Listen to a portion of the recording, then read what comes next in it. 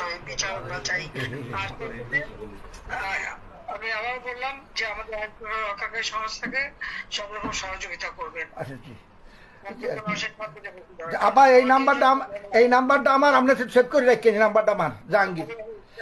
আচ্ছা ঠিক আছে, ঠিক আছে, আপনি ঘাবড়াইয়েন না, আমরা আছি শক্ত, আমরা শক্ত আছি না, আপনি ঘাবড়াইলে আমরা নরমই করি। জয় বাংলা, জয় বাংলা।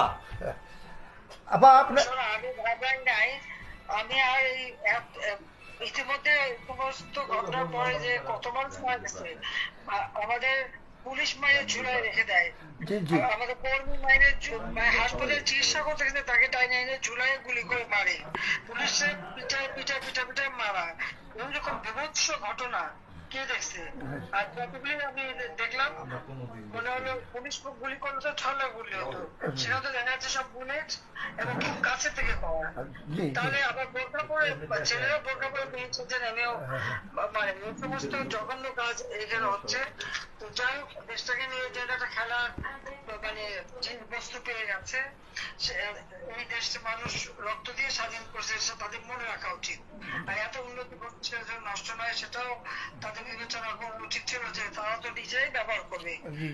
আমি তো ব্যবহার করবো না, বা আমাকে ব্যবহার করবো বলে তৈরি করিনি, তৈরি করেছি আমি সাধারণ মানুষের জন্য, মানুষের সেবা দেওয়ার জন্য, মানুষের জীবনটা উন্নতি করার জন্য, তাই না? জি জি কাজে আপনারা যেভাবে আছেন বাবা মা সবাই থাকেন, আর আপনারা 15 আগস্টটা যথাযথ মর্যাদার সাথে পালন করেন। শেখ হাসিনা ভয় নাই, রাজপথ ছাড়ি নাই। আছি জি, আপনি হ্যাঁ ঠিক আছে, দোয়া করেন আবার। সবাইকে সামনে দেখেন, এখন আর আগে বছর না জি জি জি জি আপা, ঠিক আছে, ঠিক আছে, সবাই শুভেচ্ছা দিবেন। ঠিক আছে। শেখ হাসিনা ভয় নাই, রাজপথ ছাড়ি নাই।